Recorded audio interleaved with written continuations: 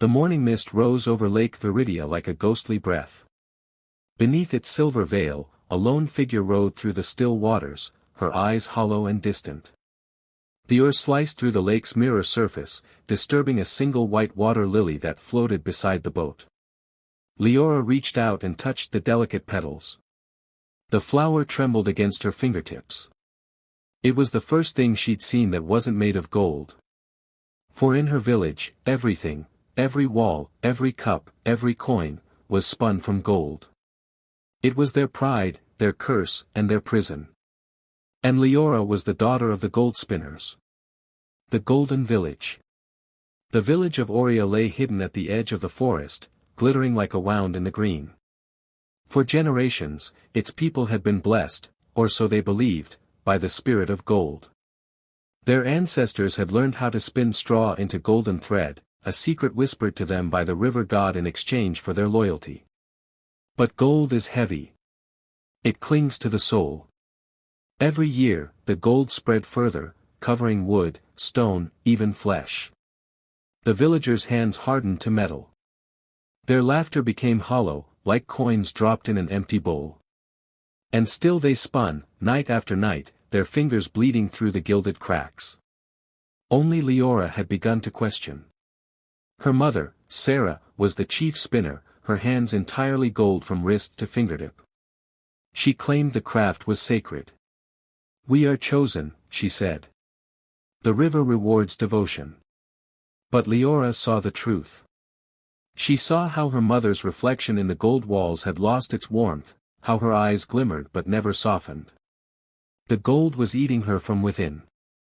So Liora rode to the lake each dawn, to breathe, to remember softness, to touch the water lilies that still dared to bloom. The stranger at the lake. One morning, as the mist lifted, she saw someone standing at the far shore. A boy, barefoot, water up to his knees. He was washing something, a handful of dull pebbles that shimmered faintly when he lifted them into the light. "Those aren't gold," she called out. He looked up. His eyes were clear, river blue, startling in their honesty. "No," he said. "They're stones that dream of being stars." She frowned, unsure whether he was mocking her. "You shouldn't be here. The water belongs to the gold spinners." "Does it?" he asked quietly. "Or does it belong to the water?" He said his name was Kale, a wanderer who followed the rivers. He'd come to find the source of Auria's gold, to see what happens when beauty is caged. Something in his voice stirred her. He spoke like someone who remembered freedom. The first crack.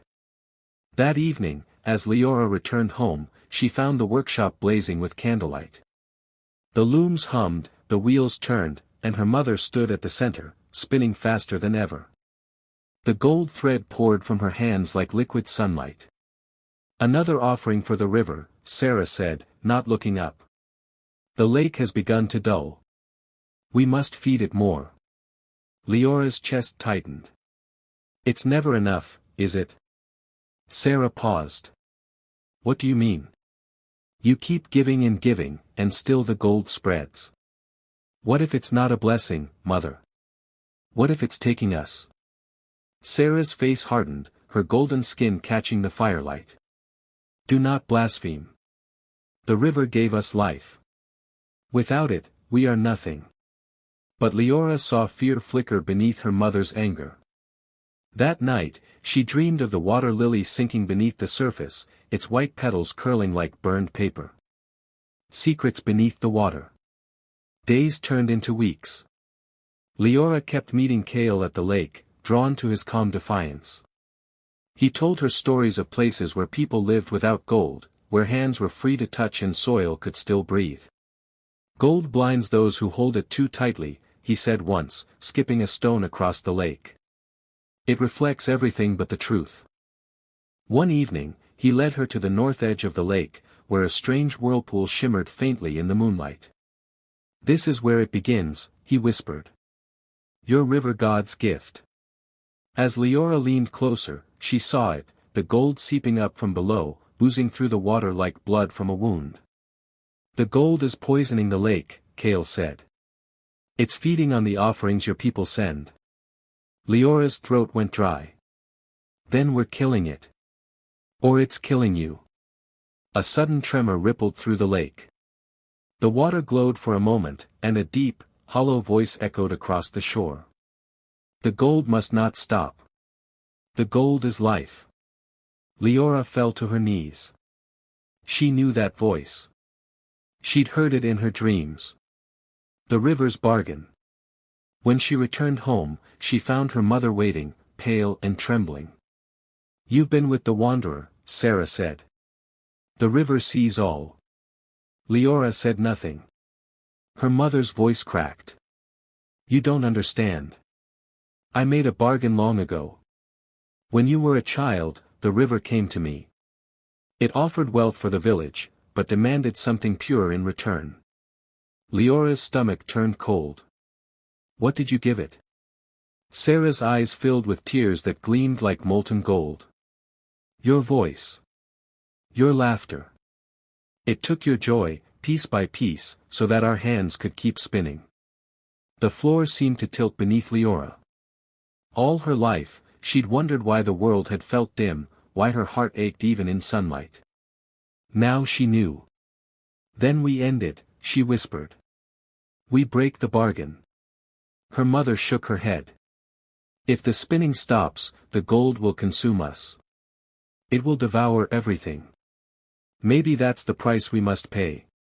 The fire in the workshop. That night, Liora crept into the workshop.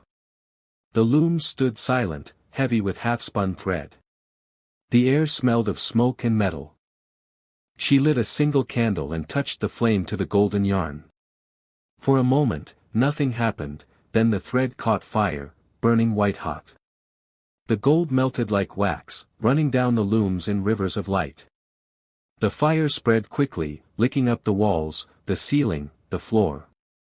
Outside, the villagers awoke to screams. The golden houses glowed like dying stars. Sarah burst into the workshop, eyes wild. "What have you done?" "Set us free," Liora said. The ground shuddered. The lake roared in the distance. The gold began to flow toward it, drawn as if by an invisible hand. The village melted into the earth, every roof and door and statue pouring back into the lake. Liora felt her mother's hand seize hers, hot, heavy, trembling. "It's too late," Sarah gasped. "The river will take us." "Then let it," Liora whispered.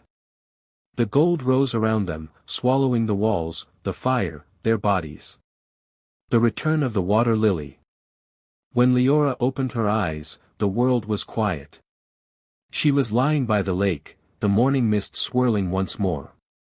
The golden village was gone. Only ashes and wildflowers remained. Kale knelt beside her, his hands trembling. "You're alive." She looked down. Her skin was no longer gold, but faint veins of light ran beneath it, pulsing softly like roots beneath the soil. "The river spared you," Kale said. "It's changed." Liora turned toward the water. The lake shimmered, but not with gold. Beneath its surface, thousands of white lilies had bloomed overnight, their petals glowing faintly in the dawn. Then she heard it, a voice, softer now, like ripples on water. "The gold is gone. The heart remains." Tears welled in her eyes. For the first time, she felt warmth. She felt life.